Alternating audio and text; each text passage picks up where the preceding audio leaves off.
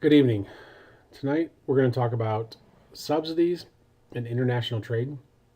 My name is Kurt Belosky, and I'm with National American University.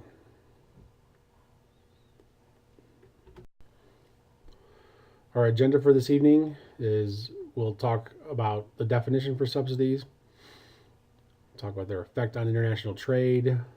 I will establish a position why I'm against subsidies, and then we'll end with a conclusion.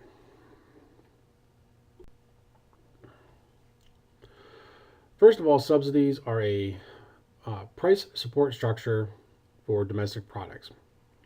Typically, they're agricultural in nature, and they are money from the government that they give to farmers or producers or manufacturers so that if there's not a high market price for the goods or the products, then those farmers, ranchers, manufacturers can receive additional money to bring their profits up to a certain level.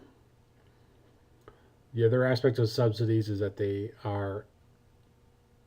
allow for export incentives to get our goods out of the country by way of selling those goods at lower prices overseas.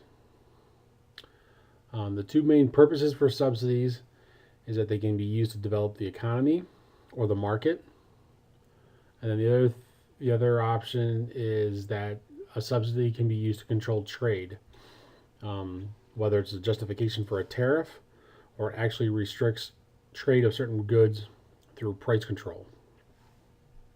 Not direct price control, but rather price control as a result of if you're a producer or a farmer, you can sell your goods for lower prices because you know that on the back end, whether or not the sale goes through, you're still going to get money that can help put food on your table.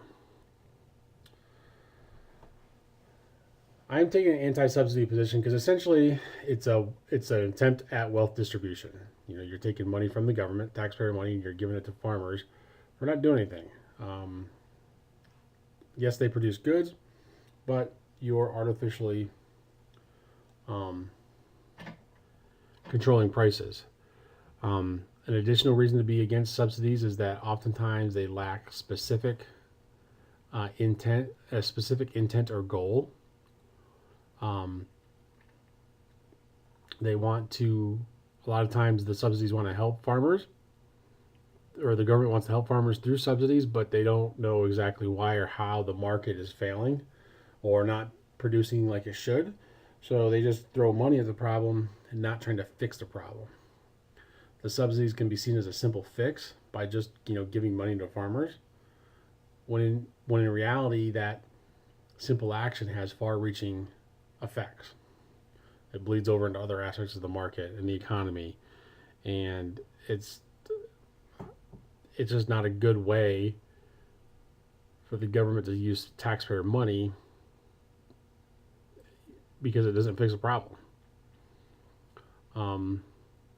Usually a subsidy or the purpose of the subsidy is not narrow enough to fix what they intend to fix.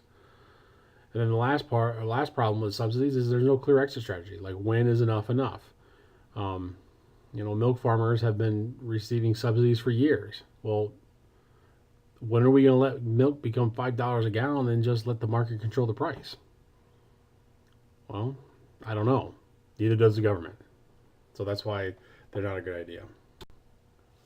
And then as far as their effects on international trade, when developed countries use subsidies, essentially they allow their producers, be it agricultural or manufacturing or whatever, to outcompete the developing nations. Agricultural farmers in America can, sell their lettuce for, 1 cent a head because they get the subsidies on the backside, versus a developing nation that the best they can do is 3 cents a head. Well, you're going to buy from America because why would you pay that extra 2 cents?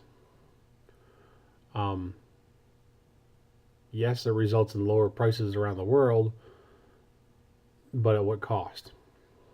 Developing nations that never develop. and ultimately, it's an artificial deflation on the value of the goods. You know, you're not letting the market control the value. You're not letting the international market control the value of the goods. You're not letting the market set the price. So whenever that happens, it's just an artificial situation, and that's not good. That's just not good. So in conclusion, we've discussed subsidies, um, and then my position is that America should be against the subsidies. They're a handout. It's wealth distribution. It's not, neither of which is a staple of capitalist market.